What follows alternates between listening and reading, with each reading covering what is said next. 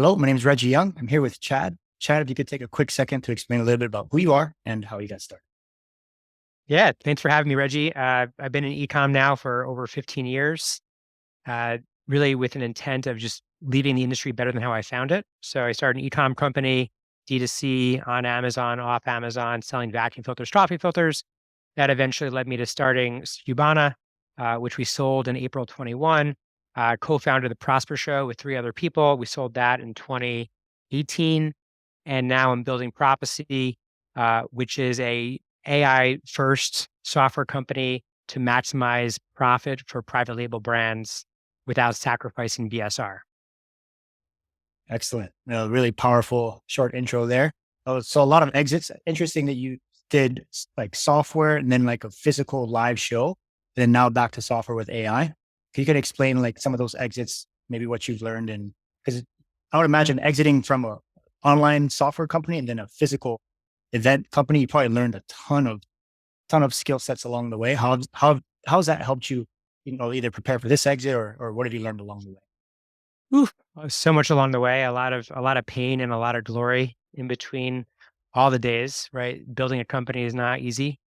And so, um, firstly, we started Cubana in parallel with Prosper Show, right? So it wasn't actually one and the other. It was actually them done together simultaneously.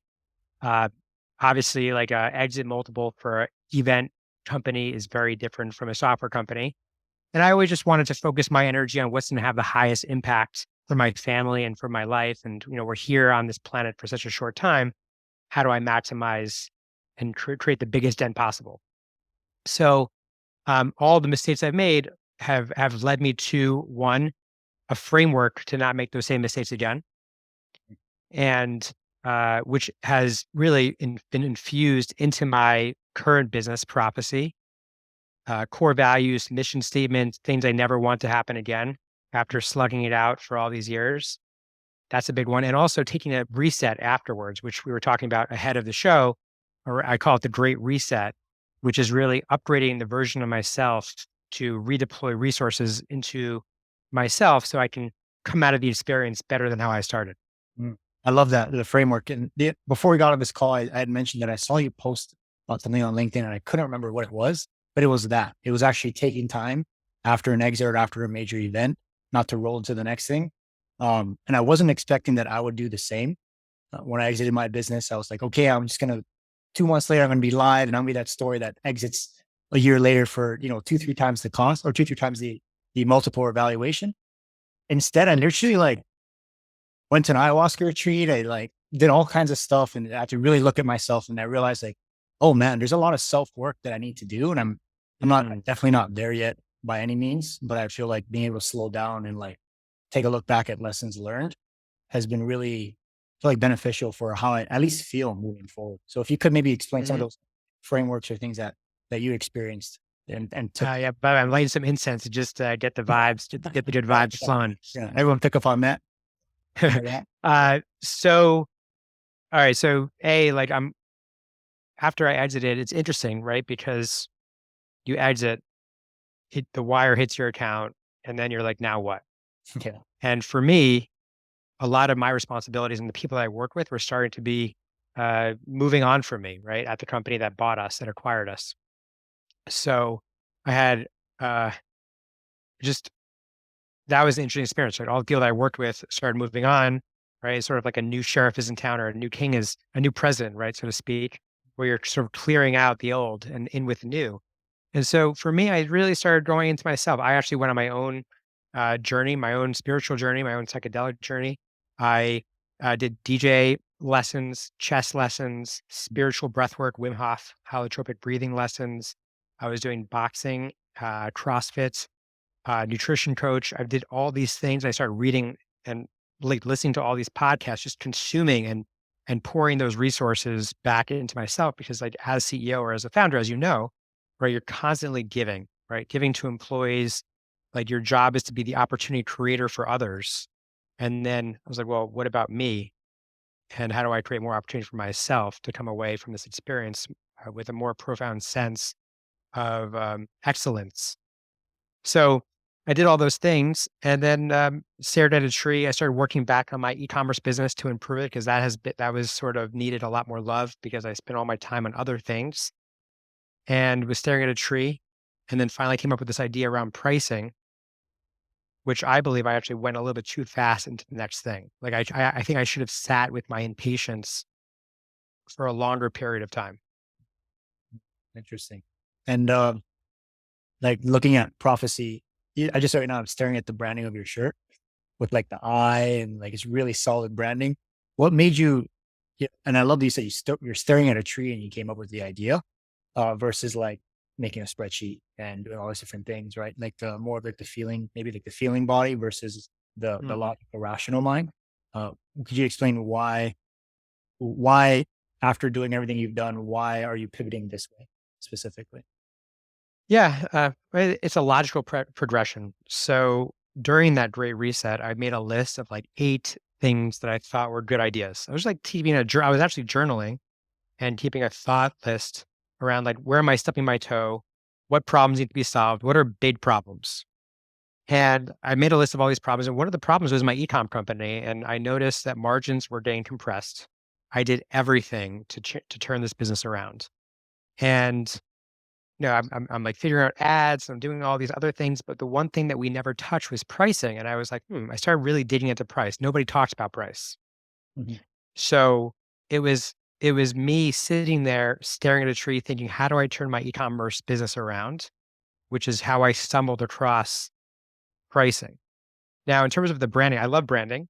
And in my own spiritual quest, I had some incredible moments of going inward and the word prophecy is a biblical word, right? It's actually there's some divine order associated with the word, and so prophecy is it's like with a level of certainty of something that's going to happen into the future, and then a play on that word was prophets. You could see PROFASE. So it all So like came together, and it was very meaningful to me, and it was all just part of the journey. mhm. Excellent. And so to kind of dive a little bit more into prophecy, was part of that decision, where AI is moving to, you want to capture part of that market and part of that growth? Yeah. So ChatGPT made AI mainstream. That's let's just say it came out November, December of 22, and I started building Prophecy of 21. I started, like I said, I was exploring all these things. I was looking into NFTs, I was looking into Bitcoin, and I stumbled across algorithms and data science, and I was like smitten with it. I thought it was so interesting and so powerful, and I was like, okay, we are on the cusp of something really, really cool. So I started investing in AI before. Now AI is like this buzzword. And Mhm. so and I was like, okay, well, there's so much data on Amazon to pull in, right? There's like a treasure trove of third-party sources. There's Amazon Seller Central API, there's the ads API, and like there's just so much data out there that no human being can process it. So that's really where I was like, okay, like what if we can actually make better decisions, better than a human, by building our own proprietary model Mhm. to optimize for the outcome that we want to achieve. In Mhm. this case, it's profit maximization. Mm. Excellent. So, um, with that, I remember years ago when I first started on Amazon, like 2015, 2016, there was a company that allowed you to split test your price. And everybody was kind of using it for a while. Then I felt Amazon really did this thing where if you updated your listing or if you played around too much with your price, you get suppressed or lost. And then I felt like that software like blew up really well and then it just disappeared. And nobody talked about split testing actually for years until Amazon started like kind of coming out with A plus content split testing and a few other things. So how could you speak to, people that would be a little bit afraid with split Yeah. testing things and, having a hmm soft constantly be changing things while trying to, do a ranking campaign or could you Reggie, I love that question, man. I love it. I love it. It's perfect. So there's a lot of unique things about prophecy. And one of those things is we've actually built in suppression monitoring into the system. So when you come onto prophecy, you put in your min cost, your match cost, and your landed cost. Great. Now, one of the things that we discovered early on in our work with brands, private label brands, is that many of them don't change price because of that fear that you're mentioning right now, right? Everyone's scared. Nobody knows. It's like the unknown. Like, why touch something if you don't know what's going to happen? Mhm. So, very similar to Facebook or Instagram. When you go onto those channels, Facebook and Instagram don't know what to serve you. If you don't have any connections, if you have no followers, if you have no likes, if you have no dwell time, the algorithm has nothing to chew on. In that same vein, prophecy had nothing to chew on either because there's no historical information about how Amazon reacts or how your competitors react to price changes. So in the first month, we developed and trademarked something called the hyper learning phase. And in that hyper learning phase is we are making small adjustments to price, very small, tiny, tiny, tiny, between -5 and 5% to see how Amazon reacts and to see how your competitors react and to train the model based on those reactions. So that's in the first month of working with Prophecy, which is pretty dope. So it happens on a product specific level. Yeah, Like so what? and that's the other thing we learned is that every ASIN gets its own model. Imagine like Oh, you're on if you ever use ChatGPT right now, you have a thread, right? And you can train a thread around something. You can write in first person and train it and you can develop outcomes that are all compounding on each other. mm, In that we do the same thing, but we do it around models, right? So every ASIN is a unique snowflake and it gets its own model on prophecy. wow. Its own learning. We do its own BS. We do a reverse ASIN lookup and find the keywords that your competitors are ranking for. We pull in those competitors and we're seeing how those competitors rank against you and how changes that we make could impact or don't impact and how we can maximize profitability from there. Excellent. How many different inputs do you feel like you're putting into this model at any one time? Oh my God. Like I'm talking about billions. There's so much data. And I think that's the other problem in our space is that there's information overload. There's all these companies that show you, uh, hey, like here's all the keywords and here's all this and here's these graphs and people have over analysis paralysis. And so I think the next layer of software companies, which is what I'm on this bandwagon, is not just companies that help you become more efficient or populate or aggregate information into one place, but softwares that actually do the work for you and do the decisioning for you. Mhm. Yeah, that's interesting. Because I imagine like when people talk AI, it's like the next new buzzword, like you mentioned. So, how do you find a company that's really doing AI instead of having like AI in their domain name or like .ai? Um, Dude, it's crazy. It's actually a really big problem. Mhm. There's a lot of companies even before AI became so buzzy, there were tons of Amazon software companies that said, "Yeah, we use AI," and they had it in their H1 or H2 tag on their marketing website.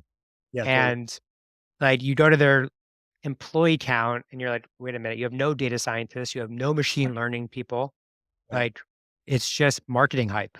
Yeah, I've seen that across different high level buyers, aggregators, and big brand managers, like all the way up to all the way up to Unilever. I've heard stories of people saying, "Yeah, we say AI, but at the end of the day, we're just using a Google sheet." And then you look at the back end of not even a Google sheet, an Excel spreadsheet, not even connected to any kind of cloud data, right? So it's a lot of people selling snake oil out there. I feel like at the end of the day. So I really want to ask some of these questions in terms of input. Yeah.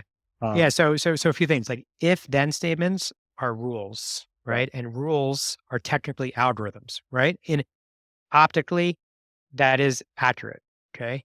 Now, an algorithm, the thing that makes it very different in AI specifically is that it creates its own if then statements. Mhm. It's like one huge decision tree of if then statements that it actually mates itself to optimize for the outcome that you want to achieve. So it takes all these inputs and is running its own equations and formulas to give you the answer and then further enhances those answers and enriches it and it compounds over time. Interesting. Right. And it's kind of like more of like a learning, compounded learning. Oh yeah, so they evolve, they self-improve. I mean, that's the beauty of AI is like, and I think it becomes a competitive advantage, right? And I think that's going to be a huge differentiator for prophecy is that like the more data that we get and the more that our model learns, the more that actually we're going to become more powerful as a company and nobody's going to be able to compete with us because it's actually a competitive, it's a mode. It becomes a competitive mode that others just can't have. Yeah, totally. If somebody wanted to get into an AI space, what recommendations would you have for somebody that maybe doesn't code or just maybe graduated from a coding boot camp? Or because yeah, my understanding is a lot of these software tech companies are usually started by people who don't know the in-depth level of coding and machine learning and all that kind of stuff. What what recommendations do you have for someone, and regardless of whatever industry they're in, to create some kind of software solution using AI in a real way? Yeah, well, it's very expensive. It's actually double the J curve. There's like a J curve associated with software companies, which is like the negative cash flow that happens in the first couple of years. And then you start getting customers and traction and building more features. And then suddenly it goes positive. With a true AI first company, that J curve is actually double the expense, right? Because like most of your R&D is payroll that's in engineers. And now you're not only hiring engineers, but you're hiring data scientists and machine learning engineers on top of it. So it's very expensive, which is why like Amazon hasn't had like none of the Amazon softwares out today are actually true AI softwares. Mm. That's what I'm gonna go out there and tell you that's controversial, is Okay. that none of them are capable of self-improvement. None of them, they're just using that word, but it's really just if then statements operate in the back end. So if you're going to learn it right now, I would actually probably I would probably spend time with data scientists and machine learning engineers. But it also comes down to the problem, right? And I think AI is going to solve a couple problems in our space. I think it's pricing, right? Just like Uber search pricing has different pricing. They have an algorithm that changes in day parts pricing throughout the day. So pricing for sure. PPC, like real AI driving PPC, not where you like come up with targets and Like it's if not a then, yeah. yeah, a lot of these softwares don't even account for inventory or COGS, Okay. which is fascinating to me. Um, Content, which we're already seeing with ChatGPT, which we can get into if you'd like, and also demand planning and forecasting. Yeah, it's just huge. Just a lot to think about. I feel like when it comes to entering a space like this, and it just gets my wheels turning, to be honest. Mm. What would you say is like some of the biggest challenges you're facing right now building out prophecy with where you're at? Because I feel like this came out on the market. It's in the Amazon space. A lot of people are talking about it. What challenges are you facing, and how do you plan on overcoming them? Yeah. So, okay, that's a great question. And by the way, I'm not trying to paint a picture that there's no shortage of mistakes that were made. Like I made all this framework of not making certain mistakes and I'm making new mistakes. Okay. Mm. So, prophecy, we launched super early. We launched in July of 22 July of 22, and I was like, "You know what? We need to just get this product out there, and we need to see how people react to it, right? We need to see what our customers see. We need to, like, push it out into the market." And we pushed it out to the market, and we had a lot to learn. It was an experiment, and some of the learnings, that we had was, like, AI can't run by itself, right? You need to actually supervise it, or else, well, like, it's kind of like, there could be anomalies or black swans that happen that you're Mhm. not aware of. So you need to constantly kind of keep boundaries and cultivate the AI. So that's one thing. Every ASIN got its own unique algorithm. That was another learning. I love Hyper that. learning, the hyper learning phase where we oscillate and change pricing to see so that the algorithm has more to chew on so we can train it. Those are all learnings that happen in the process. Mm. So we actually ended up taking a very quick break, a hiatus, maybe 9 weeks to upgrade and to listen to the customers, but also to implement those changes into our framework, into our decisioning processes, into the algorithm. And we're actually doing like we're doing amazing for our clients right now, which I'm really excited about. I was actually in a little bit of a trough, right? Because when you have this idea and you see like some pushback and you see that there's some embarrassment, then the fear kicks in and the shame kicks in. And you're like, wait a minute, how do I turn this thing around? How do I move quick? How do I break things and how do I improve? Uh, And we've been able to do that, which I'm really excited about. do you pull any type of data points off of Amazon, or is it all Amazon based inputs? So when you onboard, you connect into the Amazon API, the SP API, the Seller Central API, and the Ads API. So we're pulling in every input that you would think is important to a model.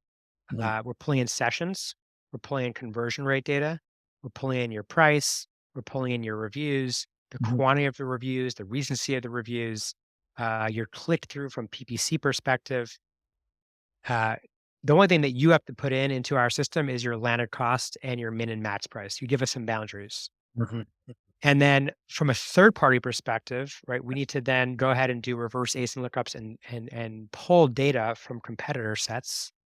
And we're pulling in their revenue, their units sold, their BSR. I forgot to mention BSR. I'm just giving you like, I'm just trying to Mhm. Mhm. sharing all the Oh things yeah, that you on need to inputs. happen. Right. Yeah. Yeah, there's a lot of things that you're balancing through this. And what would you say, like someone who's interested in using Prophecy, at what point would it make sense? What the people would you recommend launching with a software like this, or is it more? Because I would No, imagine yeah. So identifying that price at launch would be different, right? When you're less than 100 reviews, or your campaigns are all over the place with a higher ranking budget. What would you say to something like that? yeah, so we're not a life jacket. Like we're not here to help you in, at least right now, we don't actually help get you higher ranking on Amazon. Our model is optimized to maximize your profit Mm. without affecting your competitive positioning. Mm. That is our exclusive focus. Yeah. So if you want to harvest more money, and we do it right, we change pricing. It's not that one price is the answer, right? Pricing to me is not one size fits all, and it's a living, breathing number. Oh. So the price today uh, is different than maybe the price yesterday, the day before. So, uh, so we want to work with brands that are doing over a 500,000 in revenue all the way up, Mhm. right? Who want to actually are experiencing value leakage, who want to make Right. more money. Totally. Yeah, I love that. And then, also you've exited multiple companies. I help people exit their business. This could be something I feel like you want to plug in right before exit or right after, have a roadmap. You acquire a business. You're like, how do I add value? This could be one of the easy ways of plugging in and immediately finding that perfect price point of something that probably wasn't split tested for more than a year plus, with new competitors coming in the market, different PPC costs, et cetera. So this, I think, could be a huge unlock for a lot of brands out there. Yeah. So let's do some quick math, right? A garlic press. Garlic press, let's just say the price is 14.97. Okay. 14.97. Let's just say that you increase the price by a dollar. Now that's not always the optimal decision, right? Because there's this flywheel effect on Amazon. And there's something I call a knock-on effect. The price today affects your orders tomorrow, right? But let's just assume for a second you increase your price by a dollar. So you go to 15.97 and you take out all the Amazon fees. You now are experiencing a 1% increase in price. You can experience a 12% unlock on profit for one ASIN. Okay. So 12% increase in profit. Let's just say it's $3,400 a month. You annualize that. Now you're talking about roughly $41,000 of profit for one ASIN free. Right. But now, especially in your business where you're helping people exit, well, I don't know what the going enterprise multiple is right now, but you apply, let's just say a conservative 4x multiple on that. That's a $163,000 unlock on a Right. price change. Yeah. And done automatically, always working for you. It's done automatically because, like, again, it's not always like a lot of people say, oh, just increase your prices, but increasing pricing isn't actually the optimal decision, Mhm. right? Okay. And if you want, we can play that forward, Right. right? So if you lower price on Amazon, what happens? Lower price, Yeah. maybe you have more demand. You increase your velocity, which offsets the lower price, which means you're making more absolute profit dollars, and perhaps your BSR is thus increased. And now you're not renting, right? You're not on borrowed land anymore on PPC, but you're actually owning the land because of you're increasing your organic placement and you're Mhm. reducing your PPC spend. Mhm. So that's how complex this is, and no human brain can process it. But if you wanted to do it manually, I'm happy to walk through, the audience around like, okay, how can we maybe establish it? Because I was doing it manually initially. Yeah, that sounds exhausting, to be honest, to try and do it manually. Because it's like I would imagine it's like walking around with a blindfold on. We really just have like an idea of what maybe could be done. It makes me think about when I was the number 6 best-selling chef knife. I think it was like 2017, and I stocked out. I was selling at $39. I stocked out right on December 6th, too. It was the Hmm. 6th best-selling chef knife on December 6th. I could not get back in stock. I tried dropping my price, split testing. I calculated like a 65K like re-rank launch, and I was like, I can't afford this right now. But if I had a software tool that would maybe help me identify like a better price for the long term, that would have been much more beneficial, because at the time there's just the solutions that weren't there. Like you said, there's just too many things to consider. to put on one spreadsheet or one decision.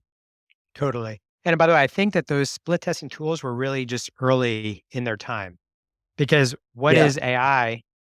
I mean, a split test is a rule, right? You're saying, well, if this conversion's higher, show this, or if this is more sessions, show this.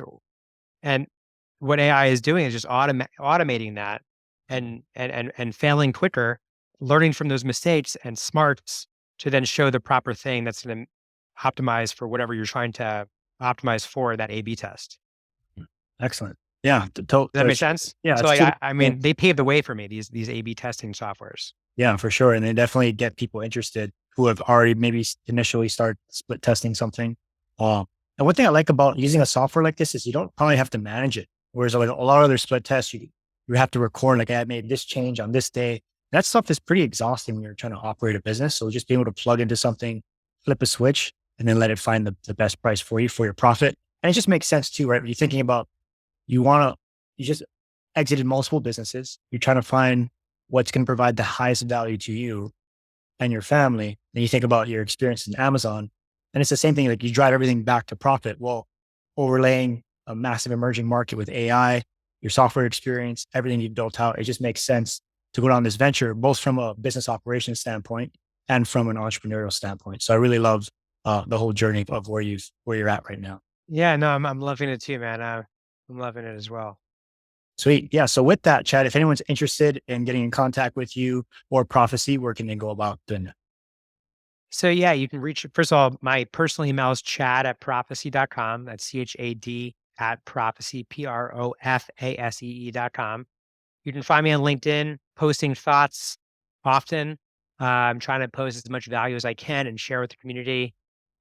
Twitter as well. I'm starting to get into Twitter, so you can find me on Twitter. You know, wherever you spend time, I'm pretty much there, trying to Yeah. support the community and build community, and also give, but also learn at the same time. Yeah, totally. And I would encourage everyone to follow him. He does have a pretty big following base, and you're always dropping some good heat on social media. So appreciate that. Thank you. Link down to everything down below. Again, thanks, Chad, for coming on the show, and take care. Yeah, thanks for having me.